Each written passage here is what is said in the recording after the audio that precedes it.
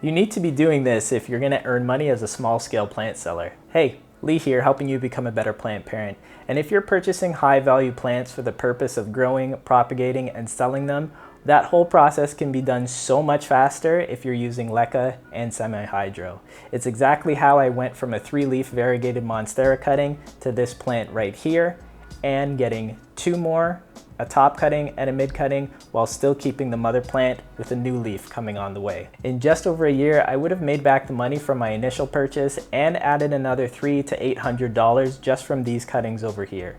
And if I wanted to be a little bit more aggressive, taking more mid cuttings from that plant, I probably could increase that to over $1,000. And as you can see, I've done away with the decorative planters and gone straight for this utilitarian setup. So the first most important thing about my setup is these gigantic black containers. I got these containers from a warehouse hydroponics store for about $5 each. They're extremely thick, really sturdy, and have been great for holding the nutrients that I need to when I'm putting my plants in LECA and semi-hydro. I have 2 of these containers, and the purposes of these containers is one plant is for cuttings that are being established in LECA, so I'll always have my seedling mix inside of this container. And for plants that are already fully established, I have another black container, which is my full mix. Now, my favorite thing about this container is definitely going to be the size, because if you're using these black square plastic pots, you can actually fit 18 plants very easily. Saves on a lot of space, makes things very easy, makes things very streamlined. And you can pour your semi-hydro nutrients directly onto your plants. You just pull one out, check the levels every few days, and then you're good to go. So one of the things that I really struggled with this setup is cleaning these containers. Now, because these black trays are so large, it can be really cumbersome to try to clean out your containers and clean out your plants. So what I have been doing is I've been getting plastic catch pots and then taking the plants out, putting it in those around the house, taking the whole tray to the sink or the bathtub, and then cleaning it out. What I would really recommend that you do is get a 3rd or 4th tray exactly the same size as this, so that you can take that tray over, transfer all your plants directly, put that new tray in the new spot, and then take this tray to the sink or the bathtub, clean it out whenever you have time, and then you can just transfer your nutrients directly into the new container. It will save you a whole lot of time. And if you are using a tray like this and you have it full of these plastic planters, one of the great things is that you could really focus in on one extremely high value plant. If you are able to find a plant that is sought after, you can find it at a good price, and you know that the prices on that one plant are fairly stable, you can really focus in on that plant and then just hit it hard at the growing season so you can get the most bang for your buck. The next thing that I highly recommend for this setup is getting an air pump.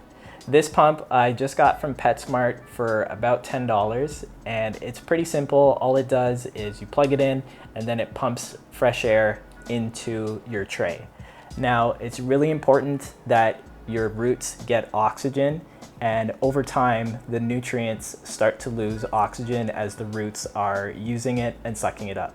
So having an air pump that pumps more oxygen into your water will actually result in having plants that are more healthy, growing larger. As you can tell, this one's about 5 feet tall, and I probably need to cut it pretty soon. One of the challenges with getting an air pump is that they can be a little bit loud, especially if you're getting an inexpensive one. If you're living in a small space, I would probably invest in a little bit more money so that you can find a more quiet air pump so it's not disturbing you while you're sleeping or you're trying to watch TV or anything like that. And one of the things that I like to do to make it a little bit quieter is I take this tube, stick it at the bottom of the tray, and actually take one of my plants and then put it on top of it so that the air bubble sounds are just a little bit quieter.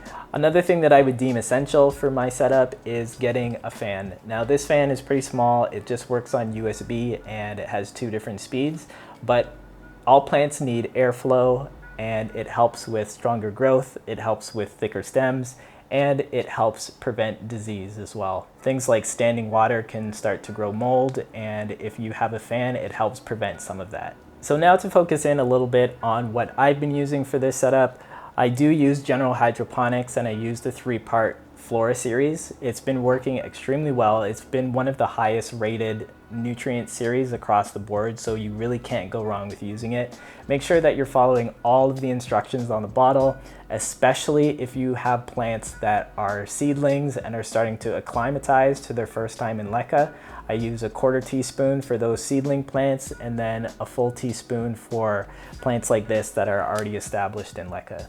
Now, I do also recommend that when you're trying to propagate a plant, you don't necessarily need to put your cuttings directly into LECA. I actually would recommend using a different method of propagation first, like water propagation, moss, or perlite or something like that.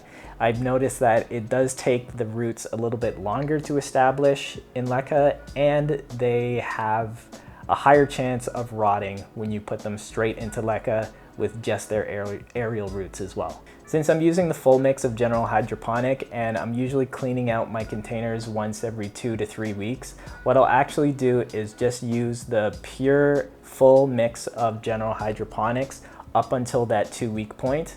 And then from that week between the 2nd and the 3rd week, I'll just be refilling my tray with just pH adjusted water to give my plants a little bit of a time to take a break from the fertilizer.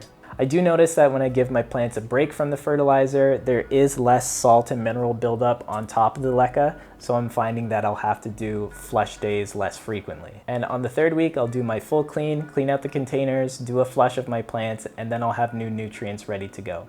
You might also be wondering, how do I know when to transfer plants from my seedling mix into my full mix? And it really depends. It's something that you sort of just have to feel out. You could go by how much new growth that you see in your plant. So if it's producing a bunch of new leaves, it's probably time to transfer it over as well. And the secret weapon for me has been this microbial inoculant. This I got from House of Monstera in Toronto, but you can also get something that has rhizospheric and endophytic microbes. What I've been doing is I've been adding 5 or 6 drops of this directly into my nutrients, and I do that every time I finish a flush day. I've really noticed that compared to last season, my plants have seen a lot better growth. If you'd like to see a full video of how I mix all of my nutrients together so you can grow great plants like these, you can check out this video here. And if you're not sure if LECA is right for you, you should probably check out this video here.